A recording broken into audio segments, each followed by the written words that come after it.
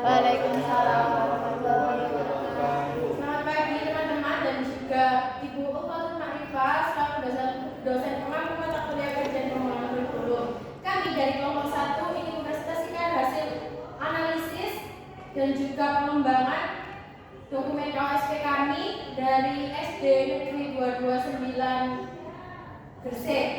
Sebelumnya perkenalkan saya Amanda Febrianti dengan NIM 035 sebagai moderator untuk materi pertama.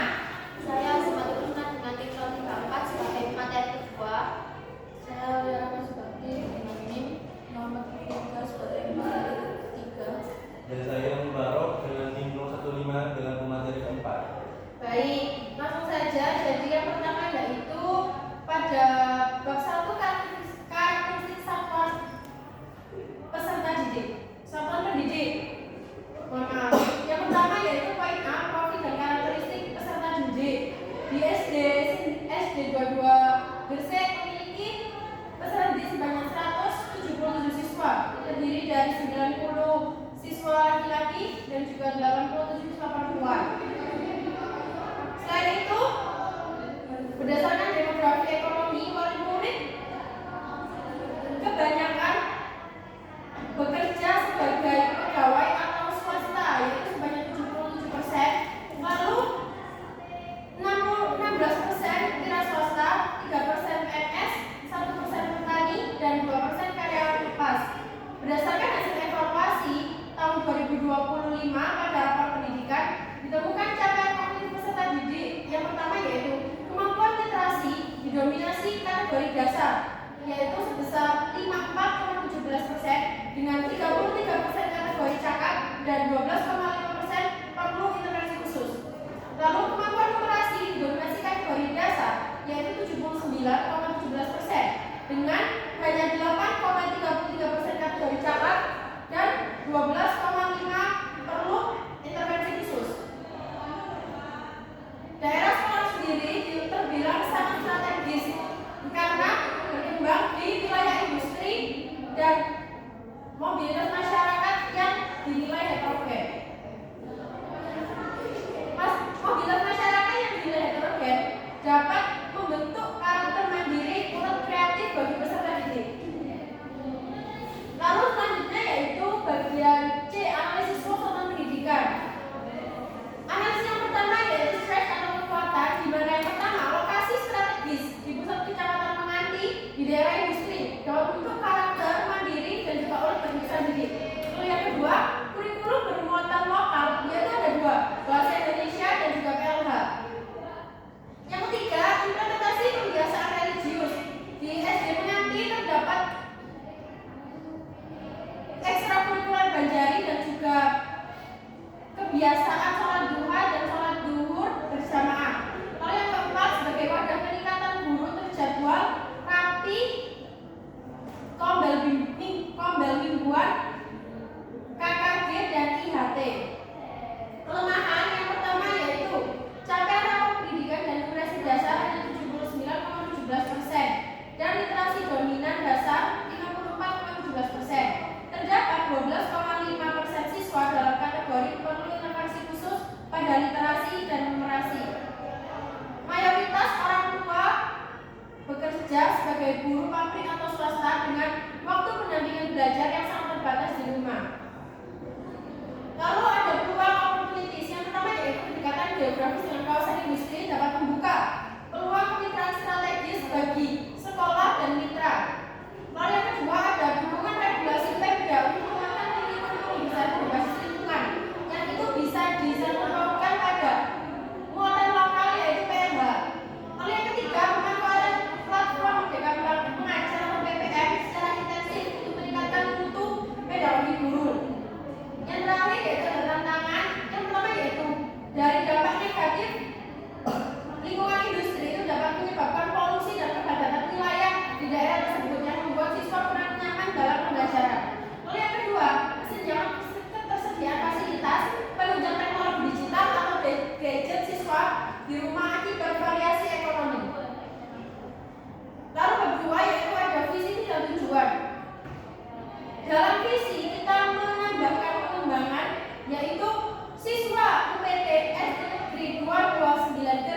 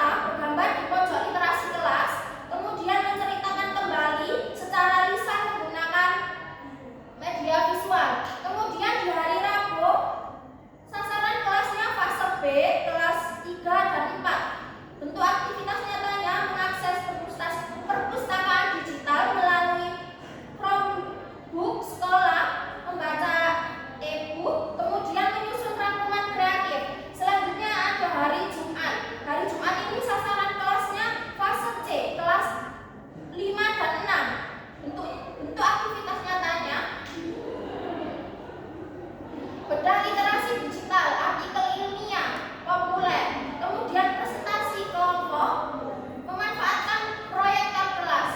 Jadi setelah membedah literasi digital, artikel ilmiah populer itu, kemudian setiap kelompok itu mempresentasikan di depan kelas. Selanjutnya dilakukan oleh materi ketiga.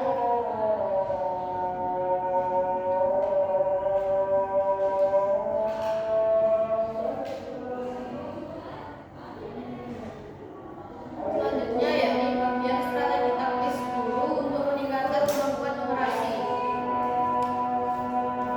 Jadi komponen yang kami tambahkan yakni kewajiban bagi seluruh pendidik atau guru untuk menerapkan 3 bentuk intervensi taktis dalam dokumen ATP dan juga modul ajar. Yang pertama, penggunaan media visual konkret di abad ke-21. Yang kedua, integrasi asesmen formatif awal. Lalu yang ketiga, pembelajaran berbasis kolaborasi.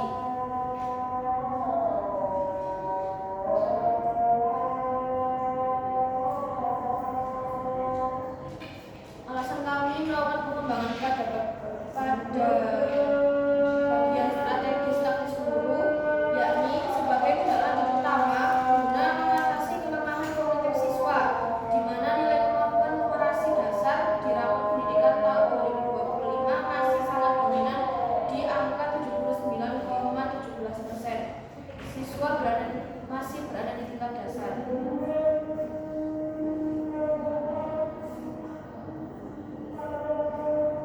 Lalu saya akan menjelaskan 3 bentuk intervensi taktis di dalam dokumen ATP dan juga belajar. Yang pertama tadi yakni penggunaan media visual konkret di abad ke-21, yakni mengintegrasikan minimal 1 atau 2 perangkat ajar berbasis visual seperti proyektor interaktif, aplikasi PET simulator, atau visualisasi benda 3 dimensi di sekitar pada materi esensial seperti matematika ataupun IPA. Yang kedua yakni integrasi asesmen formatif awal atau diagnostic assessment, yakni memetakan profil kemampuan berhitung siswa ke dalam 3 kelompok persiapan sebelum bab baru dimulai untuk memfasilitasi pembelajaran berdiferensiasi. Lalu yang ketiga yakni pembelajaran berbasis kolaborasi. Ini berguna untuk mendorong murid aktif memecahkan masalah numerasi dalam kelompok heterogen daripada sekedar menghafal rumus abstrak. Selanjutnya akan Baik, saya jelaskan bagian fokus evaluasi dan supervisi akademik bab 5.b. Yang pertama itu ada komponen yang ditambahkan, penerjemahan instrumen, supervisi dan kepala sekolah. Terus yang kedua, rincian baru, pelaksanaan supervisi akademik terjadwal minimal 1 kali per semester. Ini difokuskan khusus pada penggunaan kualitas penggunaan visual dan perangkat proyektor oleh guru dari dalam kelas. Dan yang ketiga, alasan pengembangan untuk memastikan strategi tekstil peningkatan numerasi ruang kelas pada bab 4 benar-benar diimplementasikan dengan baik oleh guru. Saya jelaskan 3 poin tersebut. Yang pertama, komunitas belajar atau kombat internal dilaksanakan rutin 1 minggu sekali setiap hari Sabtu untuk mendampingi guru dalam menyusun perangkat ajar interaktif, numerasi, dan pemanfaatan fitur platform Merdeka Mengajar atau PMM. Yang kedua, supervisi akademik dilaksanakan terjadwal oleh kepala sekolah minimal 1 kali per semester dengan fokus pengamatan pada kualitas penggunaan visual dan proyektor di kelas.